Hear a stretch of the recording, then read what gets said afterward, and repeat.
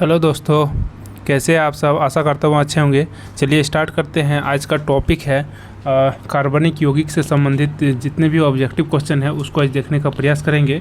और जो भी इस चैनल में नए हैं वो कृपया करके चैनल को सब्सक्राइब कर लीजिए और अपने दोस्तों को शेयर कीजिए ताकि उनको भी बेनिफिट मिल सके। और टेलीग्राम का जो लिंक है वो डिस्क्रिप्शन बॉक्स में दिया हुआ है, उसमें जाकर के आप लोग ज्वाइन हो सकते हैं। देखिए लिखा हुआ है फर्स्ट क्वेश्चन में कि जीवन शक्ति का सिद्धांत का प्रतिपादन किसने किया था। याद रखिए इसका किसने किया था, बर्जीलियस ने किया था। और कब किया था, तो 1815 ईस्वी में किया था। और अकार्बनिक ये जो क्या बोलते हैं वोहलर जो साइंटिस्ट थे उन्होंने क्या करके दिखाया, इसको फेल करके दिखाया था। इसका ये जो सिद्धांत था इसको फेल कर दिया था, क्योंकि वोहलर ने अकार्बनिक पदार्थ जिसका नाम था अमोनियम साइनेट से क्या बना दिया था, कार्बनिक यौगिक बना दिया था। ठीक है, इसीलिए इसका नियम क्या होता है, फेल हो जाता है। तो यहाँ क्वेश्चन सिंपल से पूछा हुआ है कि जीवन शक्ति का प्रतिपादन किसने किया था, बर्जीलियस ने। नेक्स्ट है प्रयोगशाला में संश्लेषित किया जाने वाला पहला कार्बनिक यौगिक कौन सा था, तो यूरिया था।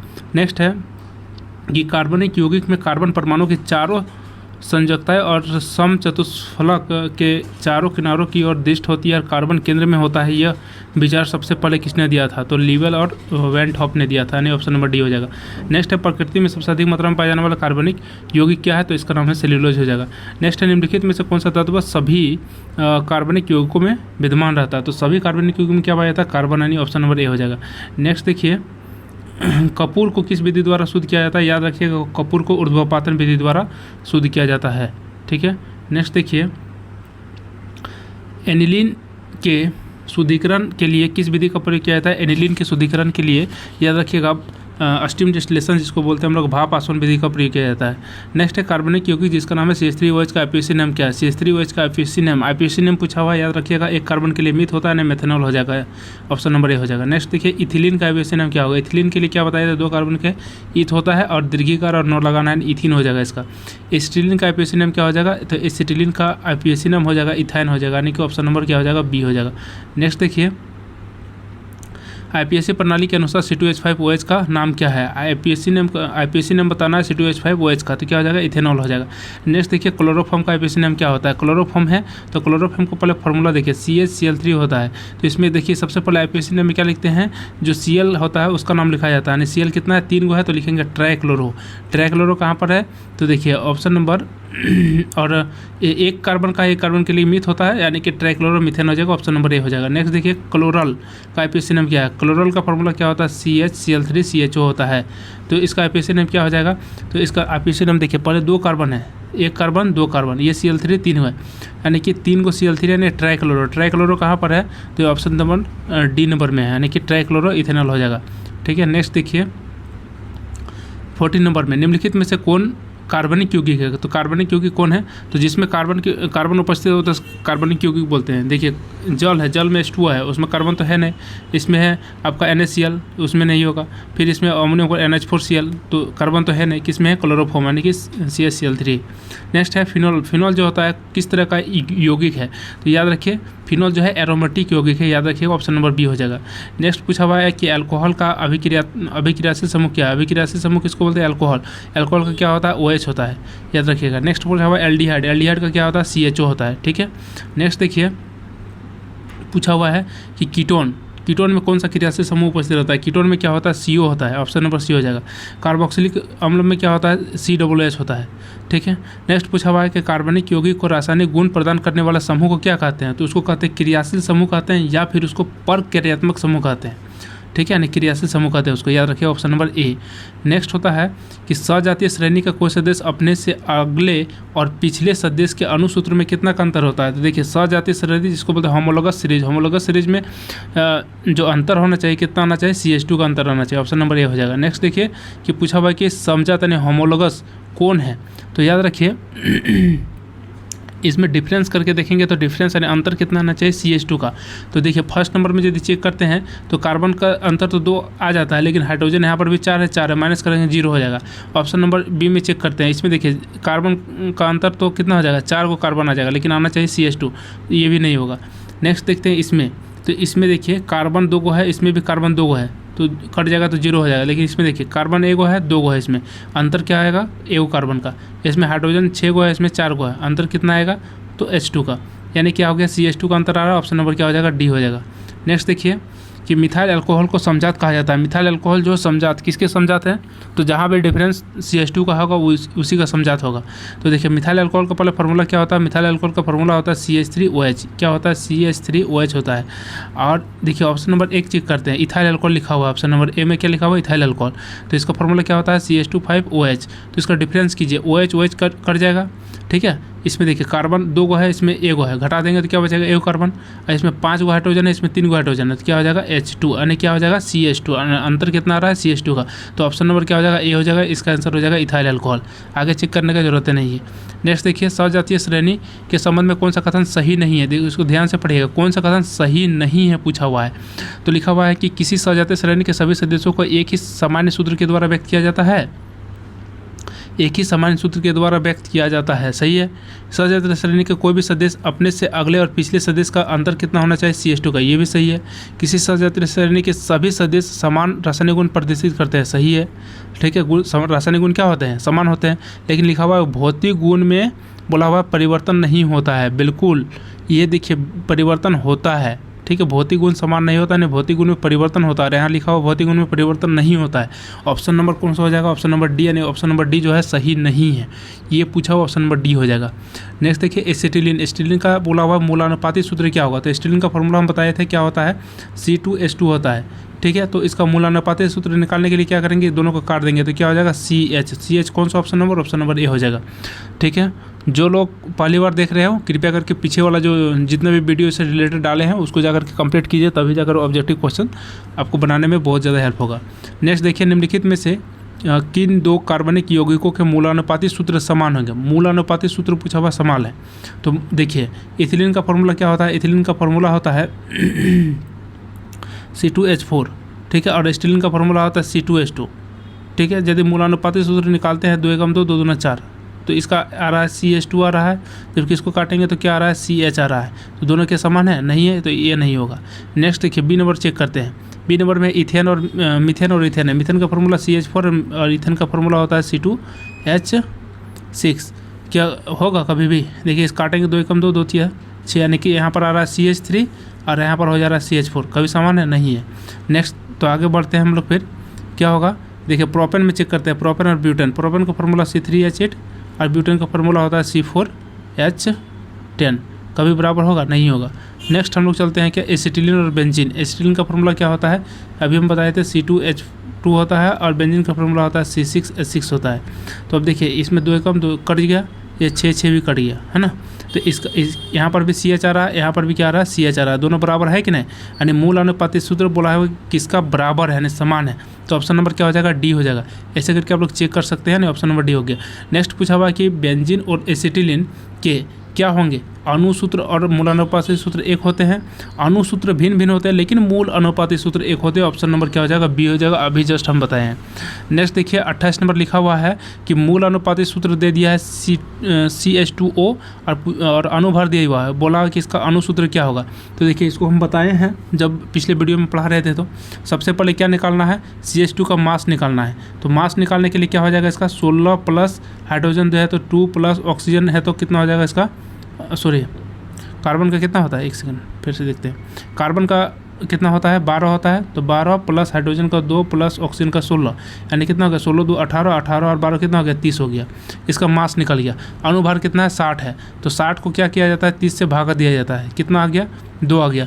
2 को क्या करना है, ये जो CH2O है उसको 2 से गुना कर देना है, तो गुना कर देंगे तो क्या हो जाएगा C2H4O2 आ जाएगा। तो C2H4O2 जहाँ पर भी है वो ऑप्शन हो जाएगा, ऑप्शन नंबर बी हो जाएगा। इसका राइट आंसर क्या हो जाएगा, ऑप्शन नंबर बी हो जाएगा, ठीक है।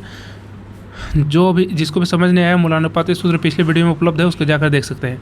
नेक्स्ट देखिए किसी ठोस पदार्थ के बिना द्रव से सीधे वाष्प अवस्था में परिवर्तन होने की क्रिया को क्या कहते हैं, तो उसको कहते हैं ऊर्ध्वपातन कहते हैं। नेक्स्ट देखिए कार्बनिक यौगिक के सूक्ष्म जीवों के धीरे धीरे अवघटित होने की क्रिया क्या कहते हैं। यदि कार्बनिक यौगिक यानी सूक्ष्म, देखिए सूक्ष्म जीव यदि धीरे धीरे अवघटित हो रहा है तो उसको कहते हैं हम लोग क्या, उसको कहते हैं किण्वन। किण्वन देखिए क्या होता है कि सूक्ष्म जीव के द्वारा जो प्रक्रिया होती है उसको क्या कहते हैं, किण्वन कहते हैं। जैसे दूध से दही का बनना, तो उसमें भी क्या होता है, सूक्ष्म जीव के द्वारा ही दूध से दही में कन्वर्ट कर दिया जाता है। उसी प्रकार से जब कोई कार्बनिक क्योंकि सड़ रहा है या घटित हो रहा है, तो उसमें भी क्या होता है, छोटे छोटे जीवाणु यानी सूक्ष्म जीव आ जाते हैं। इसका मतलब वो हो गया कौन सा प्रोसेस, किण्वन प्रोसेस उसको बोलते हैं।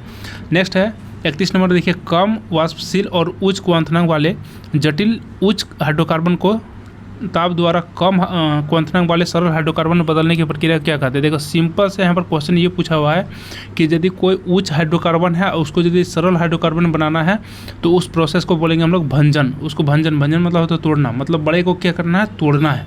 याद रखो ऑप्शन नंबर क्या हो जाएगा, सी हो जाएगा। ठीक है। नेक्स्ट क्वेश्चन है कि कठोर जो कपूर है उसको वाष्प बनने प्रक्रिया को क्या कहते हैं। तो कठोर कपूर है उसको वाष्प बन जाएगा तो उसको क्या बोलेंगे, उसको बोलेंगे हम लोग क्या, ऊर्ध्वपातन। ठीक है। नेक्स्ट होता है दूध से दही के रूप में खट्टा होने के एक उदाहरण है, क्या हो जाएगा, किण्वन हो जाएगा।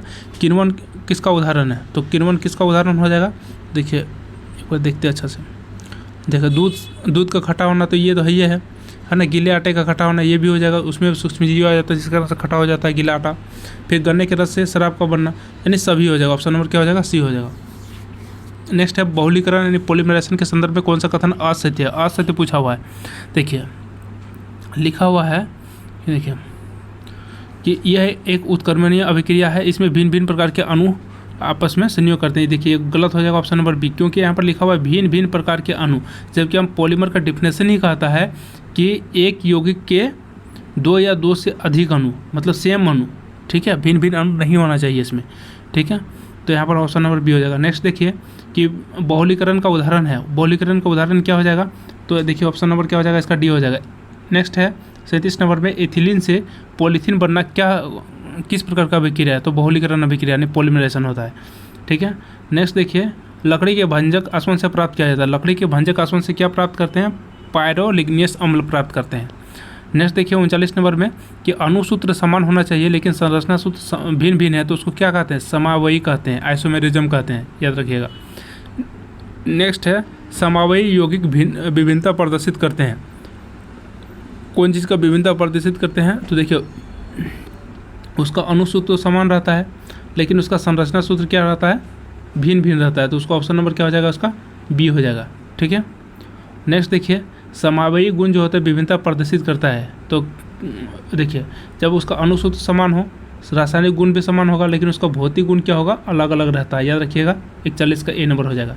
नेक्स्ट पूछा हुआ है कि निम्नलिखित में से कौन समावयी प्रदर्शित करते हैं। समावयी प्रदर्शित कौन कर सकते हैं, तो देखिए कम से कम 4 एटम होना चाहिए, तभी जा करके 4 कार्बन एटम होना चाहिए, तभी जा करके वो समावयव प्रदर्शित कर सकता है।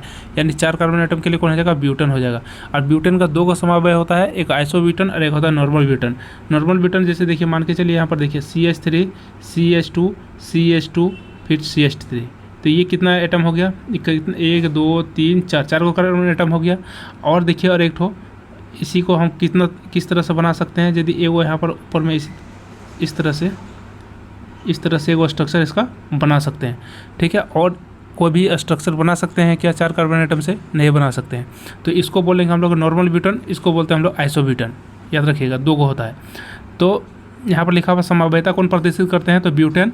और नॉर्मल ब्यूटेन आइसोब्यूटेन जो है वो समावय है, लेकिन किस तरह का समावय है, तो याद रखिएगा पोजीशन आइसोमर है। पोजीशन आइसोमर मतलब उसका पोजीशन जो है एक बार हट जा रहा था, जैसे कि यहाँ पर जैसे ऑप्शन में दिए थे CH3 CH CH3 और यहाँ पर जैसे CH3 बनाए, तो इसका पोजीशन कहाँ चला गया, इसका पोजीशन जो है 2 नंबर पे चला गया, इसीलिए इसको बोलते हैं पोजीशन आइसोमर। नेक्स्ट देखिए मिथाइल प्रोपेन निम्नलिखित में से किसका एक समावय है, तो मिथाइल प्रोपेन जो होता है, मिथाइल प्रोपेन मतलब जस्ट अभी बताए थे, तो वो जो होता है N ब्यूटेन है, नॉर्मल ब्यूटेन का ही समावय है। नेक्स्ट देखिए पेट्रोलियम के विभिन्न अवयव किस विधि द्वारा अलग किए जाते हैं, याद रखिएगा प्रभाजी आसवन विधि द्वारा। जब पेट्रोलियम को जब गर्म किया जाता है तो सबसे अधिक मात्रा में क्या निकलता है, पेट्रोलियम ईथर निकलता है, याद रखिएगा। द्रव सोना किसे कहते हैं, द्रव सोना ने लिक्विड गोल्ड किसे कहते हैं, पेट्रोलियम को कहा जाता है। काला सोना जो है कोयला को कहा जाता है, और द्रव सोना याद रखिएगा पेट्रोलियम को कहा जाता है, बहुत इंपॉर्टेंट है। नेक्स्ट देखिए पेट्रोक्रॉप्स, पेट्रोक्रॉप्स किसे कहते हैं, पेट्रोक्रॉप्स कहते हैं हाइड्रोकार्बन्स और लिपिड को क्या कहते हैं, पेट्रोक्रॉप्स कहा जाता है, हाइड्रोकार्बन और लिपिड। लिपिड मतलब लिपिड्स मतलब क्या होता है, वसा, हाइड्रोकार्बन्स और लिपिड्स। नेक्स्ट देखिए पेट्रोलियम उत्पाद कुछ क्या लिखा हुआ है, पेट्रोलियम उत्पाद जो होते हैं कुछ पादपों के लेटेक्स में उपस्थित कम अनुभार के हाइड्रोकार्बन के जलीय भंजन द्वारा प्राप्त किए जाते हैं। ऐसे पादप किस कुल के संबंध रहते हैं? तो इसको बोलते हैं हम लोग, इसको बोलते हैं यूफोबिरियासी, है ना, इसको याद रखिएगा। मिट्टी के तेल यानी केरोसिन तेल के संघटक क्या होते हैं? तो मिट्टी का तेल का होता है 11 से लेकर के 16 तक रहता है, ठीक है। नेक्स्ट है कि गैसोहॉल जो मोटर गाड़ियों के ईंधन के रूप में प्रयुक्त किया जाता है, तो उसको क्या होता है, पेट्रोल प्लस अल्कोहल उसको बोलते हैं, पेट्रोल प्लस अल्कोहल, जिसको पावर अल्कोहल भी बोला जाता है, ठीक है। नेक्स्ट होता है भारी वाहनों के इंजन का प्रयोग इसलिए किया जाता है, भारी वाहनों में बोला कि जब डीजल का प्रयोग इसलिए किया जाता है, डीजल का प्रयोग किस लिए किया जाता है, क्योंकि उसका कैपेसिटी क्या होता है, थोड़ा हाई रहता है और उसमें थोड़ा बचत होता है डीजल के, इसलिए। पेट्रोल की गुणवत्ता को किससे व्यक्त किया जाता है, याद रखिएगा, हम बताए थे ऑक्टेन संख्या जो होता है पेट्रोल की गुणवत्ता को चेक किया जाता है। जितना ज़्यादा ऑक्टेन संख्या है तो उतना अच्छा ईंधन है और उससे कम आवाज़ निकलेगा, नहीं अपस्फोटन का गुण उसमें कम होगा, याद रखिएगा। नेक्स्ट लिखा हुआ है 54 नंबर में, अच्छे अपस्फोटरोधी यौगिकों के ऑक्टेन का मान क्या होना चाहिए? तो अच्छा अपस्फोटरोधी यौगिक है तो उसका ऑक्टेन का मान क्या होना चाहिए? उच्च होना चाहिए। ऑक्टेन संख्या जितना अच्छा रहेगा उतना ज़्यादा अच्छा यौगिक है। नेक्स्ट पूछा हुआ है पेट्रोल के अस्फोटरोधी गुणवत्ता बढ़ाने के लिए इस्तेमाल किया जाता है, क्या इस्तेमाल किया जाता है? टेल, TEL, याद रखिएगा, टेट्राइथल, ठीक है। टेट्रा कहाँ लिखा हुआ है? टेट्राइथल लेड मतलब होता है शीशा, यानी ऑप्शन नंबर क्या हो जाएगा? बी हो जाएगा, यानी कि टेट्राइथल शीशा। नेक्स्ट देखिए पेट्रोल में लिखा हुआ है पेट्रोल में प्रयोग किया जाने वाला सबसे अच्छा अपस्फोटरोधी यौगिक का नाम क्या है? तो इसको कहते हैं हम लोग लेड टेट्राइथाइल, यानी ऑप्शन नंबर डी हो जाएगा। नेक्स्ट लिखा हुआ है कि पेट्रोल स्टेशन पर बिकने वाला पेट्रोल मिश्रित गैसोलीन होता है। मिश्रित करने पर देखिए जब हम पेट्रोल भराने जाते हैं तो वहाँ पर क्या होता है? गैसोलीन उपस्थित होता है। गैसोलीन यदि हम पेट्रोल में मिश्रित कर देते हैं तो मिश्रित करने पर क्या होगा? तो अपस्फोटरोधी जो गुण होगा वो क्या होगा? बढ़ जाता है, मतलब क्या होगा? आवाज़ कम उत्पन्न होगा। नेक्स्ट देखिए कि गैसोलीन के नमूने का गुणवत्ता कैसे प्राप्त किया जाता है, कैसे पता लगाते हैं? तो कैसे पता लगाते हैं? ऑक्टेन की संख्या से। नेक्स्ट होता है विमानन गैसोलीन में ग्लाइकोल मिलाया जाता है। विमानन मतलब होता है कि जो मतलब जहाज सब रहता है तो उसमें गैसोलीन के रूप में ग्लाइकोल का इस्तेमाल किया जाता है। क्यों? क्योंकि पेट्रोल जो होता है वो हिमीकरण को रोकता है, यानी कि जमने नहीं देता है, इसीलिए। नेक्स्ट होता है पेट्रोलियम से प्राप्त होने वाला मोम, तो क्या होता है? उसको बोलते हैं पैराफिन मोम, यानी ऑप्शन नंबर क्या हो जाएगा? सी हो जाएगा। नेक्स्ट देखिए कि स्पर्मेटरी मोम जो होता है कहाँ से प्राप्त किया जाता है? तो उसको मोम जितना भी रहता है वो पेट्रोलियम से ही प्राप्त किया जाता है, याद रखिएगा। व्यापारिक वैसलीन जो हम लोग प्रयोग करते हैं लगाने के लिए ओठ में, तो वो भी पेट्रोलियम से होता है। पैराफिन जो होता है वो भी पेट्रोलियम से ही होता है। नेक्स्ट देखिए पेट्रोल का मुख्य संघटक क्या होता है? तो पेट्रोल का मुख्य संघटक क्या होता है? तो याद रखिएगा ऑक्टेन संख्या, है ना। नेक्स्ट देखिए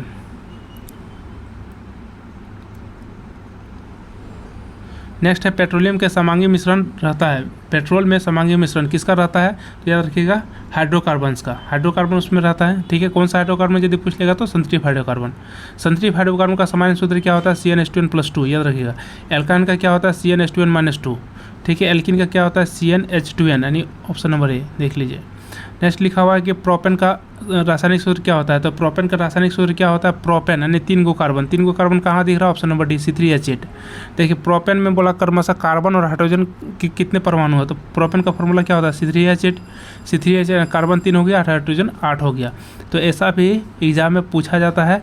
हम इसका डिटेल्स वीडियो अपलोड कर दिए हैं, उसको जा करके आप लोग देख सकते हैं, उसको समझ में आ जाएगा। उसके बाद ही ऑब्जेक्टिव लगाइए आप लोग, उसको रिवाइज करने के बाद तो बहुत ही आसानी से आप लोग को ऑब्जेक्टिव बन जाएगा। नेक्स्ट देखिए क्लोरोप्रोपेन अणु का आणविक सूत्र होता है C3H7Cl। बोला इसमें कितने सहसंयोजी आबंध है? तो कितने होंगे? देखिए इसका फिगर बनाते हैं। कार्बन कितना है? 3 है, 1 2 3, ठीक है। और सभी के बीच में क्या होगा? सिंगल बॉन्ड होगा। और देखिए यहाँ पर लिखा हुआ Cl है तो यहाँ पर लास्ट में Cl डाल देते हैं। हाइड्रोजन 7 हुआ, 1 2 3 4 5 6 7। यहाँ पर सब जगह हाइड्रोजन बैठा सकते हैं आप लोग, है ना। हाइड्रोजन बैठा दीजिए। अब गिन लीजिए क्या को बॉन्ड है यहाँ पर। देखिए 1 2 3 4 5 6 7 8 9 10 हुआ है ना, यानी ऑप्शन नंबर क्या हो जाएगा? 10 नंबर दिया ना, ऑप्शन नंबर डी हो जाएगा, ठीक है। नेक्स्ट पूछा हुआ है कि सभी एलिफेटिक किसको बोलते हैं, जैसे कि लंबा जो चेन रहता है उसको एलिफेटिक बोलते हैं। कि यौगिकों का जन्मदाता माना जाता है, एलिफेटिक यौगिक का जन्मदाता मीथेन, यानी सबसे छोटा कौन होता है, मीथेन, उसी को जन्मदाता माना जाता है, याद रखिएगा। मीथेन अणु की आकृति कैसा होता है, समचतुष्फलकीय होता है। मीथेन कैसा होता है, देखिए ऐसे होता है, इसका आकृति ऐसे रहता है। इसको मिला देंगे तो ये क्या होगा, 4 को कोना इसका बनेगा, देखिए ऐसे, ऐसे, फिर ऐसे और ऐसे, 4 को हो रहा है, 1 2 3 4 को हुआ, 4 को भुजा हो गया, इसलिए समचतुष्फलकीय बोलते हैं। नेक्स्ट देखिए, मीथेन अणु में कार्बन और हाइड्रोजन के बीच में बंधन का कोण कितना रहता है, 109 डिग्री 28 सेकंड रहता है। ठीक है, नेक्स्ट पूछा हुआ है कि मीथेन के विषय में कौन सा कथन सही है, तो याद रखिएगा। देखिए लिखा हुआ है कि पहले ये नीचे दबे हुए वनस्पति और जीव पदार्थों के जीवन के विच्छेदन से उत्पत्ति होते, सही बात है। संतृप्त हाइड्रोकार्बन का प्रथम श्रेणी है, सही बात है। मार्स गैस भी कहते हैं, वेरी इंपॉर्टेंट है। मीथेन गैस को मार्स गैस भी कहा जाता है। ऑप्शन नंबर क्या हो जाएंगे, सभी हो जाएंगे। मीथेन एक रंगहीन, गंधहीन और गैर विषहीन किंतु ज्वलनशील गैस है। इसका नाम क्या है, तो इसको क्या कहते हैं हम लोग, मार्स गैस कहते हैं। नेक्स्ट पूछा, प्रयोगशाला में मीथेन कैसे बनाई जाती है, तो प्रयोगशाला में मीथेन को कैसे बनाया जाता है, देखिए इसको देखते हैं पहले हम लोग, ठीक है, अच्छा से देखते हैं। देखिए मीथेन को कैसे बनाया जाता है, सोडियम एसीटेट का फॉर्मूला होता है CH3COO, इसको बोलते हैं सोडियम। देखिए Na मतलब सोडियम और एसीटेट मतलब हो गया आपका 2 का कार्बन रहना चाहिए, 1 2 का कार्बन है, सोडियम एसीटेट हो गया। अब इसको जो है सोडा लाइम डाला जाता है, सोडा लाइम मतलब NaOH डाला जाता है, तो क्या हो जाता है कि देखिए इसमें से यहाँ पर देखिए CH3 है, यहाँ CH3 है और NaOH का एक हाइड्रोजन है, तो दोनों जो होता है कंबाइंड हो जाता है। तो कंबाइंड होने से क्या बनेगा, CH3 यहाँ पर है और एक हाइड्रोजन कंबाइंड हो गया, तो क्या हो जाएगा, CH4 हो जाएगा। और बाकी क्या बचा हुआ है, यहाँ देखिए COONA और यहाँ पर NaO, ये यदि कंबाइंड होगा तो क्या बनेगा, तो Na और Na क्या हो जाएगा आपका Na2 हो जाएगा। और CO2 और एक ऑक्सीजन यहाँ पर क्या हो जाएगा, CO3, तो ये CO3 यानी Na2CO3 क्या होता है, बाहर हो जाता है। यानी मुख्य रूप से हमको क्या बन रहा है, मीथेन बन रहा है। इस तरह से प्रयोगशाला में इसको बनाया जाता है। यानी कि किससे बनाया जाता है, सोडियम एसीटेट को सोडा लाइम के साथ गर्म करने पर। ऑप्शन नंबर ए हो जाएगा। निम्नलिखित में से किसे मार्स गैस के रूप में जाना जाता है, मार्स गैस मीथेन कहते हैं। नेक्स्ट लिखा हुआ है कि सेप्टिंग टैंक से निकलने वाले गैस में से मुख्यतः कौन सा गैस रहता है, याद रखिएगा मीथेन रहता है। गोबर गैस में मुख्यतः क्या होता है, मीथेन पाया जाता है। प्राकृतिक गैस में क्या होता है, मीथेन पाया जाता है।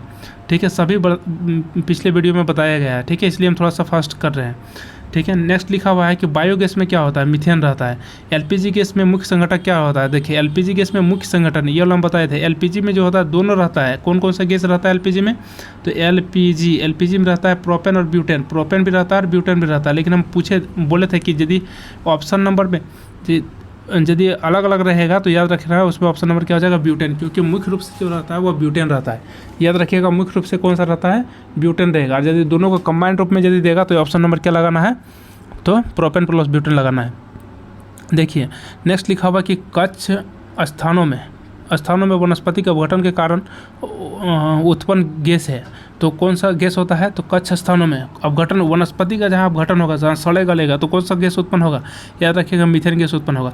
खाना बनाने में प्रयोग की जाने वाली गैस, कौन सा गैस होता है खाना बनाने में, तो यहाँ पर देखिए एलपीजी गैस नहीं ऑप्शन में है, तो यहाँ पर क्या लगाइएगा, ऑप्शन नंबर मीथेन हो जाएगा।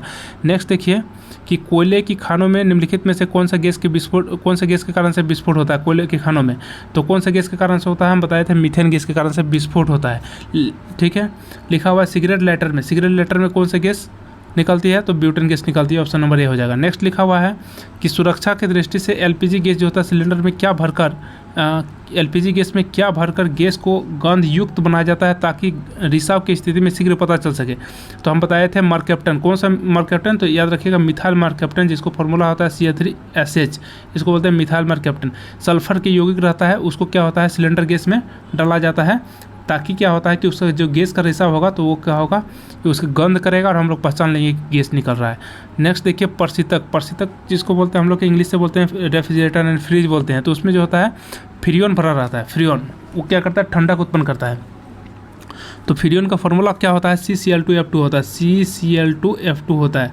इसको बोलते हैं क्लोरोफ्लोरोकार्बन, है ना, या फिर इसको बोलते हैं डाइफ्लोरो, ठीक है, मीथेन भी बोलते हैं। तो वही पूछा हुआ है कि फ्रियोन है, तो फ्रियोन क्या है, तो फ्रियोन देखिए डाइक्लोरोमीथेन, एक कार्बन है तो मीथेन हो जाएगा, तो ये ऑप्शन नंबर क्या हो जाएगा, बी हो जाएगा।